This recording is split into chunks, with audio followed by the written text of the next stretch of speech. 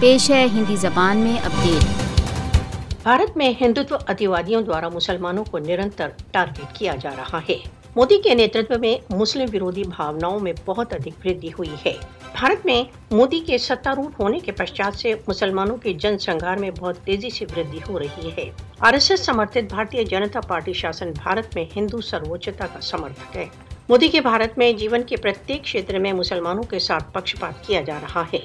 धार्मिक मामलों से संबद्ध मुकदमों में निर्णय सुनाते हुए भारतीय न्यायिक व्यवस्था हिंदू विचारधारा को सर्वोच्चता प्रदान कर रही है। यहाँ तक कि भारत तथा भारत द्वारा अवैध रूप से अधिकृत जम्मू कश्मीर में मुसलमानों के धार्मिक स्थलों पर आक्रमण किए जा रहे हैं। भारतीय जनता पार्टी शासन ने भारत द्वारा अवैध रूप से अधिकृत जम्मू कश्मीर में वक्फ बोर्ड को इसकी संपत्तियों तथा जमीन को अपने षड्यंत्रों को लागू करने के लिए अपने नियंत्रण में ले लिया है। हिंदू नेता राज्य के संरक्षण में खुल्लम खुल्ला मुसलमानों के विरुद्ध अपराधों को बढ़ावा दे रहे हैं।